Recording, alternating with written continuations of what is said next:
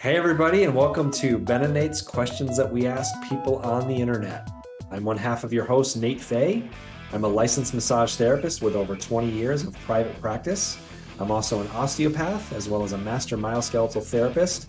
And when I'm not in my private practice, I'm on the road presenting for Eric Dalton and the Freedom from Pain Institute. Hey everyone, I am the other half of your co-host, Ben Stone. I've been a licensed massage therapist for over 20 years. I have a wide range of experience in the massage world, from working as an employee to owning my own massage practice where we employed several massage therapists. I hold the title of Master Myoskeletal Therapist, and I value learning above all else, and that's why I love making this show with Nate. And hey Nate, we have a disclaimer alert. Disclaimer alert, disclaimer alert. The opinions and views shared on the Nate and Ben Show are our own and do not represent the opinions of any other person or organization that we may be affiliated with, work for, or contract with. The main purpose of this show is for entertainment and education, and if you feel that you are entertained or educated in any way, please let us know. Hey, everybody, and welcome to episode 17 of Ben and Nate's Questions That We Ask People on the Internet. And this week we've got yet another exciting topic regarding the massage industry. But before we get into that, Ben, how are you doing over there in Nebraska? Doing great. We just dealt with a little bit of storms last week. Some of you very nicely checked in with me to see how I was doing. I'm going to let you know, yes, there were tornadoes. There are always tornadoes in and around Tornado Alley. But these ones weren't close enough to affect me. They were about 10 miles away, so I was pretty safe. How you been doing out there on the East Coast, Nate? You know, the media does quite a thing, right? I think a lot of people saw these images on the media, and we thought we saw you flying across the street in like a bicycle or something. But it wasn't you after all, was it? That was not me. That was a CGI person. Well, we don't get storms like that over here. So things are all good here on the East Coast. You get different kinds of storms. You get those hurricanes where you get like 2 weeks notice so you can board things up. Right, and then it doesn't happen. Yeah. That's usually or like your backyard chair blows over. And that's the extent of it. Those are rough to recover from. I know. I've seen those. I went to San Francisco about 3 weeks ago, and once I got out there, I had heard that we actually had a couple earthquakes in Connecticut and Massachusetts. And of course, there was no damage. Everybody was okay, but people were losing their minds. And while I was teaching in San Francisco, the building shook and I kind of paused. And I'm like, was that an earthquake? And everyone was like, yeah, just keep going. So that's kind of seems to be the attitude of happens all the time, right? It's amazing what we get used to. Yeah, for sure. So what's happening? What's good in your world this week other than not losing your house? Yeah, what's going good? Just continuing to put some effort into photography. I just really like learning, and right now I'm learning about photography as I also learn about massage too. But sometimes you get bored about learning about one thing, so you gotta put your efforts into learning something else. So photography is it. So what about you? Yeah, what about me? It's I'll tell our loving audience this week. I got pulled over today. That's like a weird experience. I haven't been pulled over in like 27 years. And I actually got a ticket. I got a $200 ticket. And so if you want to start a GoFundMe campaign, our listeners out there, and help me pay for, no, don't do that. I'm just kidding. But I got pulled over. I was at a traffic light, and I sent a quick text message when I was sitting there, and a cop pulled me over after I started to go through the light. And he said, I observed you on your phone, which was just such a weird thing. And 200 smackaroonies for that. That's such a weird thing because I see people all the time that have the little holder for their phone, right? Well, that's what I said to him, because they had a thing set up, right? You could tell it was just one of those days where they had a thing set up. And I even laughed. I'm like, you have to pull over everybody going by right now. I mean, that's just the reality of it. It's kind of a goofy thing. I mean, and with that being said, don't text and drive, right? Don't watch a movie while you drive. We all know that. But man, it's like, Well, then tell me one good thing that happened to you this week. if I'm going to go to traffic court over this, so maybe I'll give the judge a massage, maybe I'll just warm them up beforehand. So maybe you'll get a new client out of it. Right.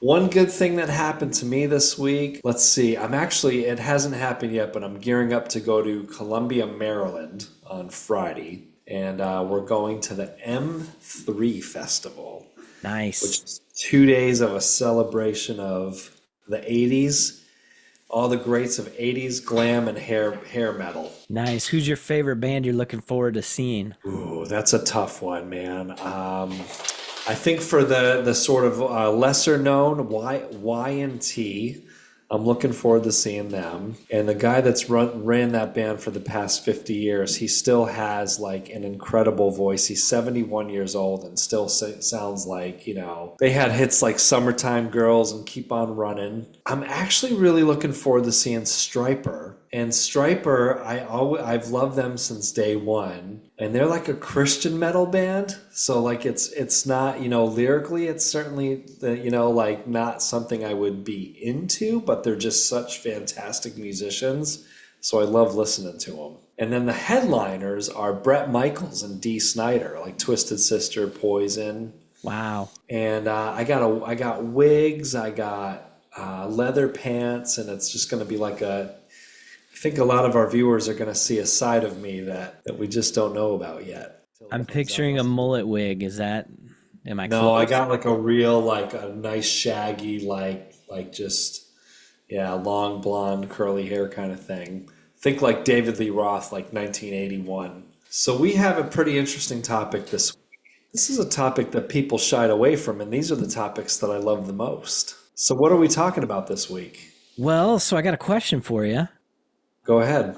I always have some questions for you, but this one is, have you heard about the price of balloons going up? I have not heard about the price of balloons going up. It's all due to inflation. Yes. I dig it. And once again, my friend, you've led us nicely into our question of the week. Our question of the week. Yeah. So we asked a question. Do you want to read it off or do you want me to? I want you to, because you All do right. that so well. Well, I learned to read in like third grade, I think. I'm still learning. So here's the question that we asked on our page, Ben and Nate's questions that we ask people on the internet. You can find that on Facebook, and feel free to interact and let us know what you think about these questions. Right, wrong, indifferent, we don't care. We don't judge. We just want to hear your answer. So anyway, here's the question. How do you determine what rate you will charge for your services? How often do you revisit this process and adjust your rates? And if you're an employee, how was it determined what you would be paid? So there's like three questions in one right there. That's a lot to digest. The first thing I thought about when this question was posed a couple weeks ago, I shot back to 2006 and when I was charging for my very first, couple years. And what was the standard price back then? What did everyone tell you to charge? $65 was the going rate around here, circa 2004, 5, 6, that era. That's what we were told to charge. That's how much a massage cost, was $65 for 1 hour. I think here in this area we were at about the same, but I tell you what, I graduated from massage school and I could not find a place to work. And my going rate to come to your house for an hour's worth of massage, the low rate of $45. Wow. Can you beat that? Can you beat that? Mobile Man, massage coming to your house for $45. So you drove there, you set up, you did an hour session, packed up and left. So really that's about a 2 hour or hour and a 30-minute turnaround. I give or made no take. money. I didn't make any money. As Napoleon Dynamite said, that's like $1 an hour, right? Exactly. It's an interesting thing, and I guess I like this question a lot because I was like really thinking about it, and I always thought like, like I just feel like that, like the $45 thing, you had your reasons, the $65 thing, it's just like you were told that's what you charged, right? That's just what supposedly people expected. And I think as you and I have learned over the past 17 episodes, right? It's really not what people know. People only know what they know, right? And it's the education that's coming from us.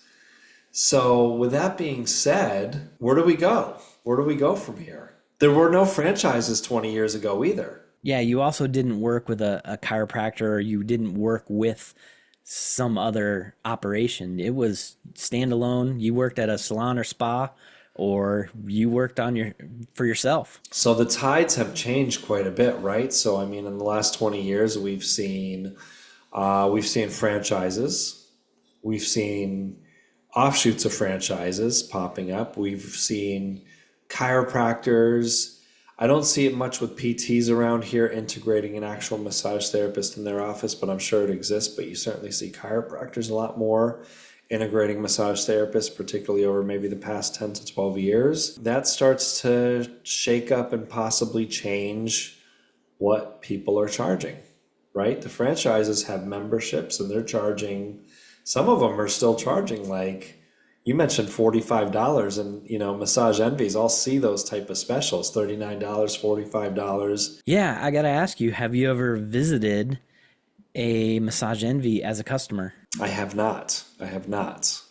So it's probably something I can't comment about. I think they use those specials to get you in the door, and then that special is a one-time only offer, and then you are required to become a member if you want to come back. And the member rates, I think, are between 65 and 85 because it's been a while since I've been to one. But if you're a non-member, it jumps up to something, higher than that, $120 an hour or something like that. Some of those numbers you're throwing out are still pretty old school numbers. And I think some things like that, does that lead us into believing that we should charge less to get a client on our table? Or should we be charging more for the type of client that we want on our table? A lot of questions based off that initial question. So many questions. So then there's this expectation of, right, somebody like yourself or myself, that's been practicing for a long time. But I read a great thing the other day about how many years of experience do you have? So are we judged by years of experience? How long have you been in the industry? Man, I've been in the industry 20 years. I've been in the industry 30 years. That doesn't necessarily, when you really think about that, that doesn't mean anything. Like, what if you've been in the industry 30 years and you only see 5 sessions a week? That's 5 hours a week. Or, versus somebody that's been in the industry for 10 years and they're seeing 40 client hours a week, they're studying their ass off, they're taking hours. I mean, that far succeeds that. So anyway, it's an interesting thing. Oh, you brought something up earlier that I wanted to comment on. We get told certain things, and so we get told what to charge in massage school. We don't get told or taught, or at least I didn't, how to come up with that number. We just get told a number. Same thing with, hey, you need to go out and discount your services. You need to go out and do chair massage for free in order to drum up, business. You need to go do this, and you need to go do this. And I think at one point that may have worked, but things have evolved so much where I tell you what, I've never gotten regular work out of doing chair massage for free, ever. It's a weird thing, and we talked about this before, in the business class that I had, my experience, it was the same thing. Do all these things for free, give discounts. Give discounts if they're over 65. Give discounts if they're college. Give discounts if they have brown hair. And go out and do free chair massage and this, that, and the other thing. Could you imagine, like any other profession, like, you're dentist, right? And hey man, just go give free cleanings for a year to earn your keep. It's such a weird thing, this business end of massage and what was taught and what was sort of perpetuated. And it's almost a wonder sometimes, right, statistically, why a lot of massage therapists just don't make it. I've mentioned this in previous episodes, how massage is kind of connected a little bit to the salon and spa industry, because I feel like we were kind of I don't know, more or less born there, but we have evolved from there. That's one of the mentalities from a salon and spa mentality is discount this, discount that, get them in the door, hustle and do this and that. And, you know, I feel like we need to evolve from, like you said, if we compare ourselves to a dentist or a chiropractor, you know, is your healthcare provider, is your general practitioner going to give you a discount because hey, I got this coupon. can, Right? can I have an exam for $30 off? Or I'm 65, right? Yeah. Can you give my prostate exam for, it's such a weird thing. And I like the part that you talked about, right? We've evolved and we've talked about that. I mean, that's also, again, if people are listening, man, you're going to hear some recurring themes, right? How has the massage industry evolved over the past 20 years? I mean, we went from just being looked at as a spa service. Clients came to us and it was more of like a luxury, right? People didn't look at you or me or many massage therapists as helping them. So we've changed our language, we've upped our game, we've upped our education, we've come online really with our fellow colleagues in all these worlds that you just mentioned. Our chiropractic colleagues are almost looked at as, on the same playing field as physical therapists.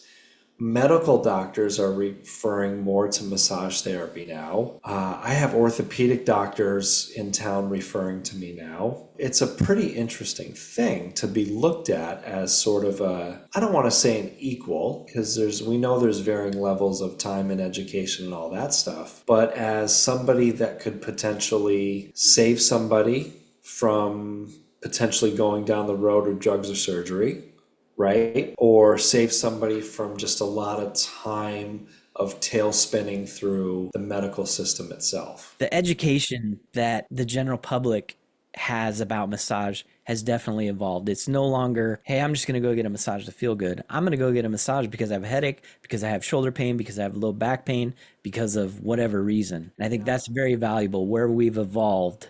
Two number one things that people call a massage therapist for, or a chiropractor or physical therapist, right? Neck or low back pain. It's two number one things. And same thing for us. So now we're being looked at as more of a healthcare, right? Healthcare, dare I say, provider.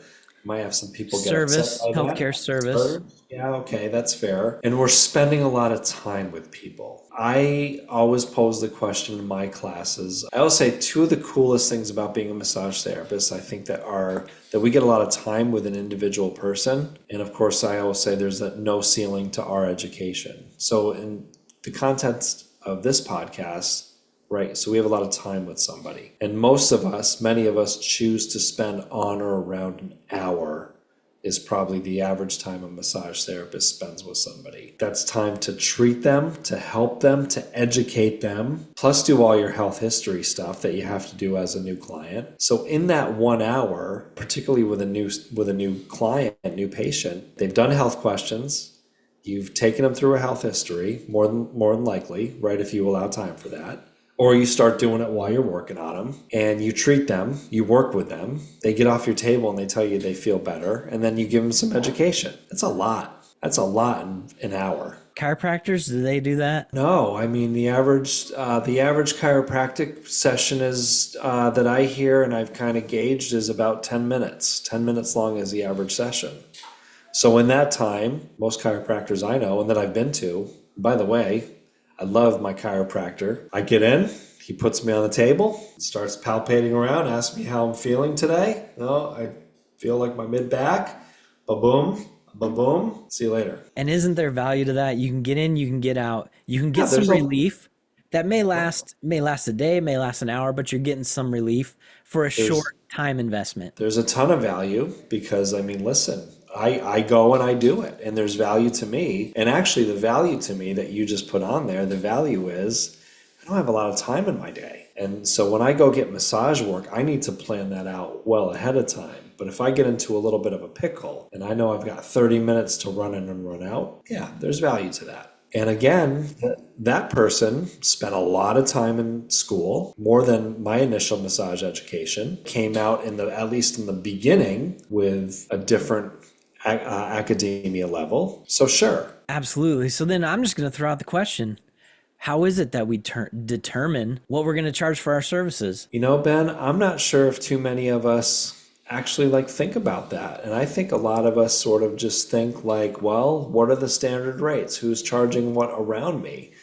And I think a lot of therapists get scared and want to charge on or about the same as their colleagues within a few mile radius. So the going rate around me right now, I'll just say this, the going rate around me right now is, I'll say average is $85. And that's not counting the high-end spas in my area. Yeah, I also do this research. I did this a couple years ago, and I just did this research within the last month.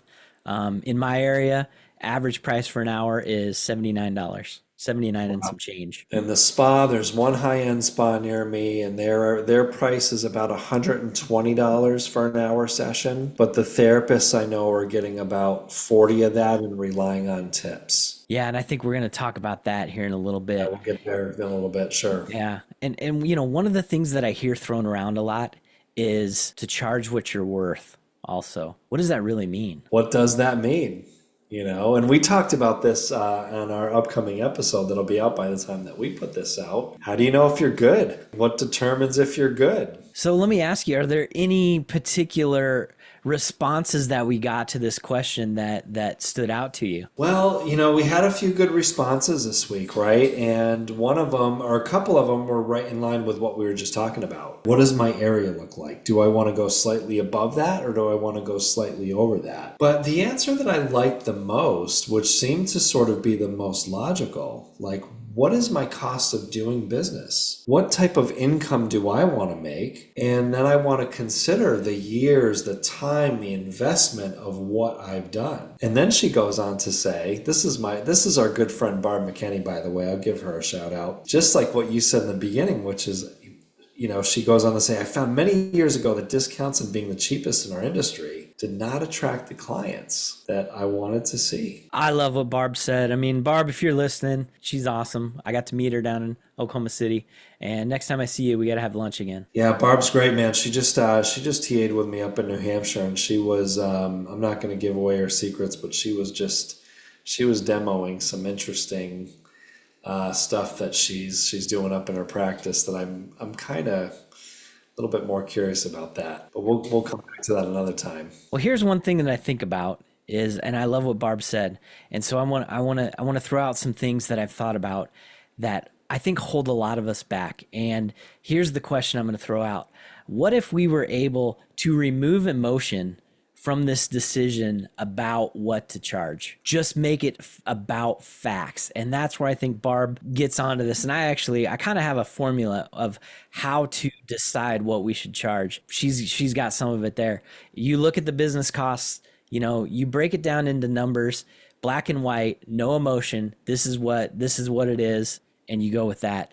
I mean, I don't know how many times I've talked to people about, yeah, you're going to raise your prices. And they, massage therapists say, oh, I'm not ready yet, or I'm going to wait till next year. It's it's so much emotion getting in the way of, changing your prices. What do you have to lose? It's kind of a weird thing, right? As a massage therapist, we don't have a front desk person. We don't have a bad guy. We're everybody. We're the front desk guy. We're the therapist. We clean the toilets. The responsibility on us is huge. So to separate emotion, to say to a client that you've just treated, you're going to bring them back out to your front desk and you're going to say, okay, just so you know, let's see, it's April 30th. By the time I see you again, it's going to be June 1st. My prices are going up May 15th. And I'm going up $25. So for my next session, please plan on whatever, $130. And that's an interesting thing, to separate that emotion, right? You've just made them feel better. They got off your table. They love you. They've been seeing you for a while. And now you've got to separate that and tell them my prices are going up, and just be businesslike about that. You just gave them all this love for an hour. You loved them for an hour, and now you got to tell them that. That goes back to some of the stuff we talked about in a previous episode about communication You know, and some people are better at it than others. Some people would prefer to do this over an email. They're like, how do I word it? I mean, I like your approach, what you mentioned, because you mentioned you have just raised your prices or you're going to, and you prefer to tell people face to face. And I really like that idea. And I do the same thing. I send out a notice, and I also make sure I mention it to people face to face, like, hey, this is what's happening, so that they have a chance to say, you know, I've had people say, well, I don't know that I can afford that. And it gives me the opportunity to say, hey, this is why I made the decision. And I tell you what, if it's too much for you, let's see if we can't find a compromise. Maybe I can get you in for, you know, 15 minutes less and we'll charge you less, that kind of thing. We find a compromise that allows them to keep coming in. And I was at this continuing education class a couple weeks ago with our friend Drew Friedman with the Learn to Tape kinesiotaping class. And he said something that I really liked. He said, you know what?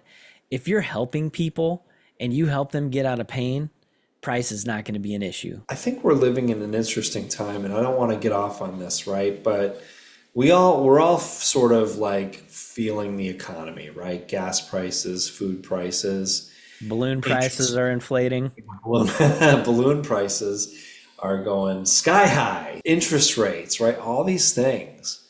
But if you kind of take a look around you, it's not slowing anybody down. Nobody's stopping. Nobody's slowing down buying houses. Nobody's slowing down buying cars. I'm kind of finding that most people don't bat an eye when you tell them you're raising your prices. I have a couple people, right, just personally, they're older, they're living on a fixed income, but they're loyal to me. So kind of back what to you said. And I like these people, right? And a lot of massage therapists would get sort of huffy about that. Don't fill your schedule with those people. And I'm like, but if it's one person every 6 weeks, so I have that one client that you mentioned, you know, she pays me what I probably charged like 8 years ago, but we compromised and I see her for a shorter time. And she felt that was fair and I felt that was fair. Because we also don't want to become bitter with our clients that have been seeing us for a long time, because that could happen too, right? You're working with this person and now you're getting bitter because they're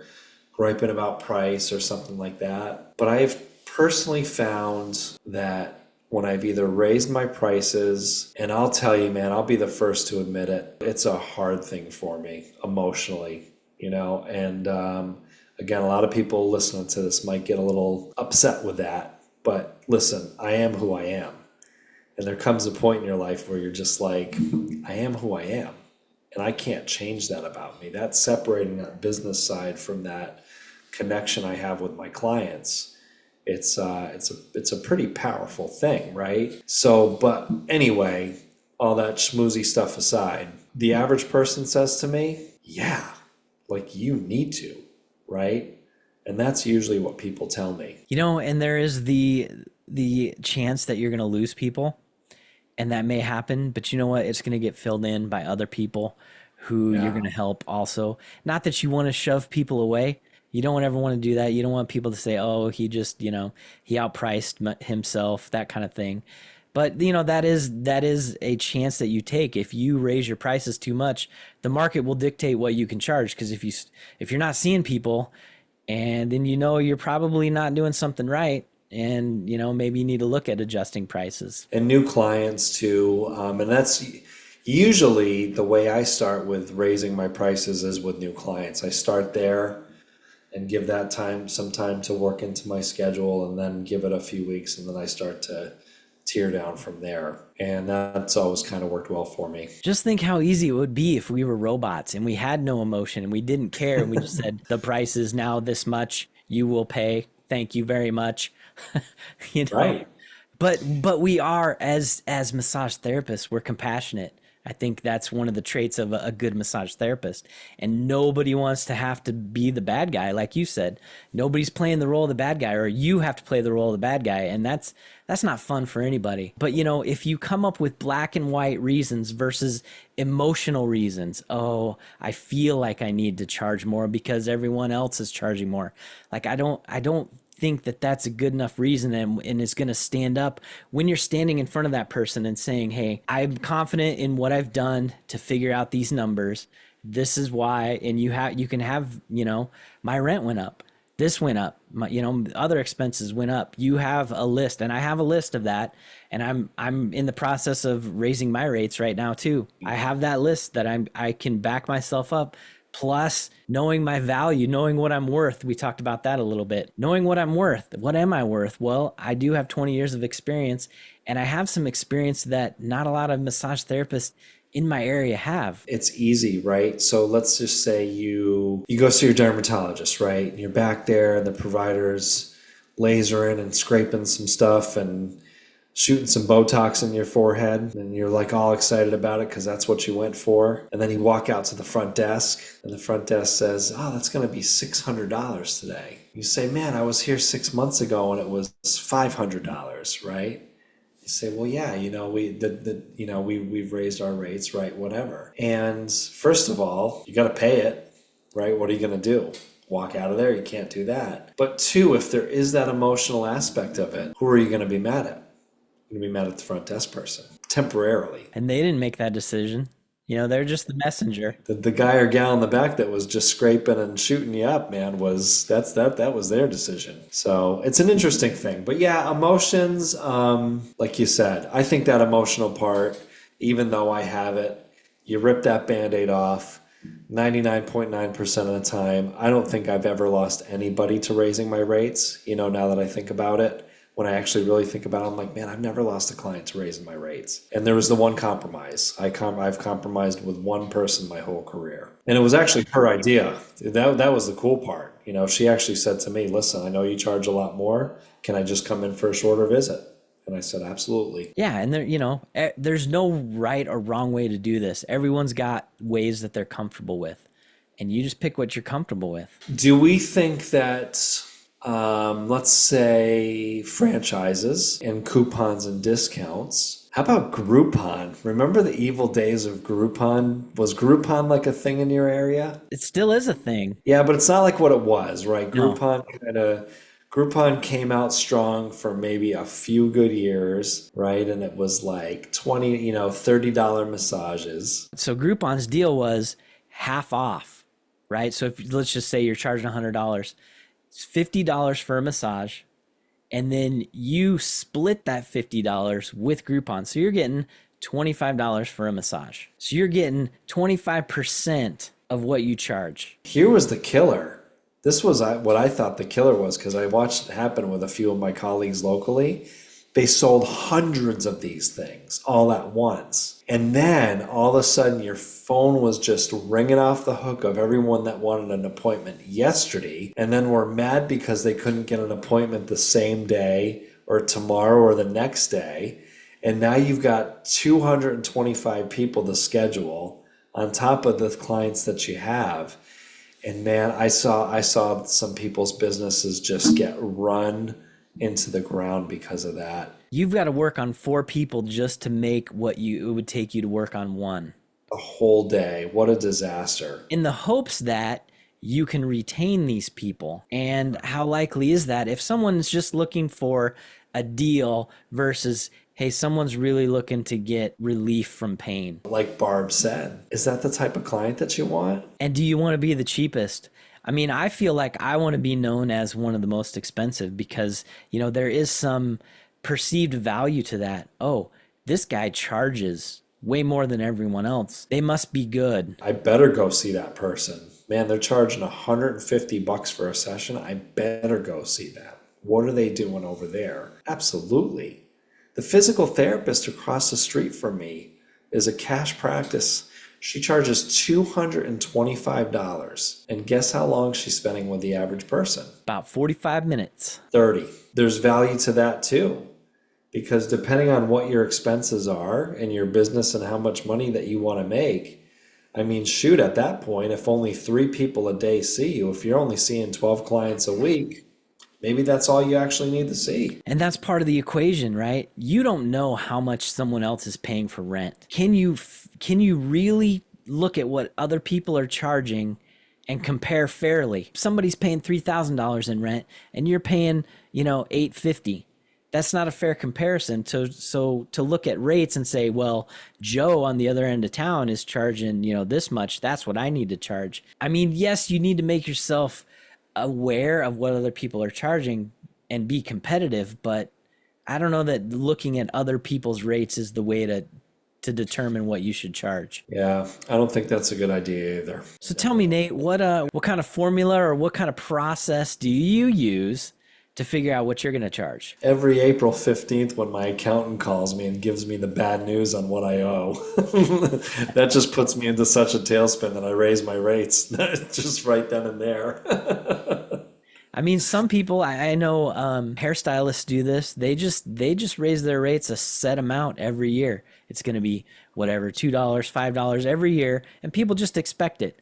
Oh, I'm going to pay $2 more for my haircut now. That's true, right? It's every year my barber, the guy that's been cutting my hair for 30 years, right? It's expected that every September it's going to go up, just like you said. Usually only about $2 to $3, which is a pretty interesting price increase. So what do I determine? I raise my rates incrementally, usually every 6 months.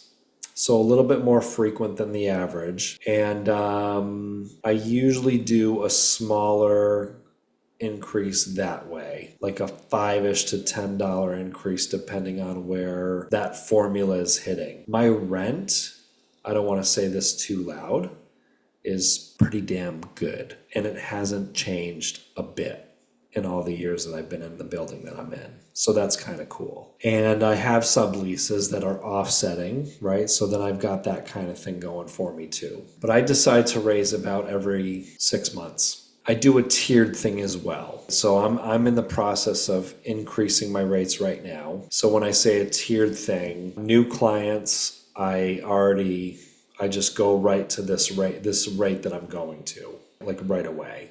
So I'm going up $15 right now for new clients, and I'm keeping it that way compared to my regular visit prices. And then over the next month, I'll bring the rest of my clients up to that. And I'll probably hover around that now until we'll see what September brings. What are the factors that influence your decision to change by a certain amount of money? The biggest thing, what has gone up for me, you and everybody else is just the cost of living, cost of doing business, right? So things like my rent are the same, right? So that part is true, but the cost of doing business has gone up exponentially. My electric bill, my heat bill has practically tripled over the past year. Laundry costs have just, and I've started to just basically do away with laundry anyway. That's a different conversation. I'm working on people primarily shorts and tank top and just using a table cover and disinfecting it, that sort of thing. So laundry is going away, but I was seeing laundry go up. But yeah, primarily the cost of doing business, particularly over the last year, looking at my electric bill, looking at my heat bill, and taking those things into consideration. And just back to listen, it's not for nothing. And I say this with no ego, if you will. I mean, I'm being invited all over the country to teach. It's not just Nate Fay anymore. I'm being invited to different places. People are showing up. My classes are selling out in 3 seconds. So there's a lot of value there. And my clients are seeing that too when they're going on my website and they're reading about me. So there's definitely all that, right? My knowledge, my expertise, my years spent in the business, everything that we've talked about. Yeah, and how about this factor? So you run a business, and what's the purpose of running a business is to make money. So you have to make enough money to support your personal life, your house, your car, all those things. So if your business isn't generating enough to cover the business part, and to cover what you need in order to live. I mean, those are some things that factor into my decision is, I need to make enough not only to pay for my rent at the business and all the business expenses, but I need to make sure that I can cover costs at my house for house, car, all those payments. Everything. And, being self-employed, you want to be paying into that retirement account, and all those good things too, and have a plan. Yeah, not to mention savings. So, that's a factor. That's part of my my formula is, first you add up everything you have to, and then the things that you want to. So the savings, and that will influence what you charge. I mean, Yeah. it's taking away the emotion. I need to make this. And if I'm not a good enough massage therapist to be able to hold my own charging this, then you need to look at, hey, I need to start investing in me and my education to get me where I need to be, that I can charge this. Without a doubt. At the end of the day, anyone that's listening or considering this, don't let your fellow colleagues make you feel bad or make you feel a certain way. Charge based off of everything that we're talking about, whatever that number is for you. And I've heard a lot locally, other massage therapists talking to other massage therapists, and they're encouraging each other to raise their prices. And I think we get in our own heads, and that emotion gets in the way. So I'm just telling you, if you need help removing emotion from your decision, let me know. I'll write a little letter to your clients for you, or I'll give them a call and say, hey, guess what? Julie is raising her rates next month, and it's going to go up by $10. And I just wanted to let you know. Thank you, and we'll see you next month. Will you charge a fee for that, Ben? Depending on the volume that we get to, first one's free. After that, I'll reevaluate. I think we just started a new business venture. I mean, Virtual front desk people. aren't massage therapists entrepreneurs a little bit at heart anyway? We kind of are. We've talked about a lot of different things, a lot of good things. We also have this third part of the question that I don't know that you or I are really qualified to talk about too much, but it's being an employee. How do you determine what you're going to get paid if you're an employee? And some of the thoughts, I just want to throw this out there and let you talk about it. But right now is one of the best times to get hired as an employee. And there's a lot of reasons that being an employee is beneficial. You get to avoid paying self-employment tax, which is pretty high. Actually, I do think they lowered self-employment tax, but still, there's a lot of other expenses involved with running your own business that you don't have to pay as an employee. But right now, I'm just going to say it. It's the best time to be an employee if that's what you want to do. What say you, Nate? Well, what's saying me is I don't have the experience on that. I've never been an employee for a massage practice. I've never had employees, but it just made me think of this. So the next episode, the question's going to be we're going to talk about posture. And does posture matter? And episode 20 is going to be the special episode that you've been talking about now for a few episodes. So here's what I'm thinking. I'm thinking for episode 19, I'm just going to throw this out there right now. You've heard it first on Ben and Nate's questions that we ask people on the internet. I say we get the massage mentor herself, Diane Metkowski, on to talk about the employee business. I think that's an excellent idea. I cannot wait for that. Yeah, because she runs an extremely successful business built off of employees outside of Philadelphia, Pennsylvania. And I think it'd be fun to talk to her. Yeah. Well, now that I think about it, I just left a business where at one point we had 8 employees. Oh, well, son of a gun. We got to keep this G-rated for Apple Podcasts. It's been a year since I've been there, so it's kind of not fresh in my mind. But really, when people came to us, we said, hey, this is what we can pay you. And, if they would have said, we would have negotiated, but we didn't put that out there. We didn't let them know that. But everything's negotiable, right? Your car, your house, everything's negotiable. And it's like you said, there's value to being an employee, right? So say you're paying your employee $40 per session, that's what I know that they're getting locally. Plus, let's factor in tips there. And let's say the average person is tipping. What do you think the average tip is? Do you get tips? I don't turn them away, but I tell people, hey, that's not how I operate. If you want to give me extra, I'm not going to turn it away. But that number's is that number pretty low for you? I would say 80% are. Tipping you? Yes. Wow. That's actually pretty impressive. And how we market ourselves as more of a medical health service to help you get out of pain, right? I would think tipping would sort of not necessarily be thought about. So I've got a small number of people tipping me, but I also put it out there that, Sure you can, but you don't have to. Probably at the average spa or wellness center where it's employee based, I would guess that number's pretty high too. The place I worked, I would say the number's even higher. We were probably getting, close to 90% of people who Right. tipped. And, we were more spa based, general massage based. So now you're getting an average of $60 a session. Back to 20 years ago, getting $60 a session. But you don't have to pay the electric bill. You don't have to pay the heat bill. You don't have to pay rent. You don't have to pay quarterly taxes. You don't have to pay all these extra taxes as we have to pay as business owners. And then everything else and all the headaches and extra work that comes along with it. Cleaning the toilets, vacuuming, freaking sweeping the front stoop like in Sesame Street, right? That's all time, man. That is all time. You get to clock in, do the stuff that you love, which is massage, and clock Yeah. out, go home. And not think about anything else. So, in a sense, you are paying someone else to do all the things that you don't want to do.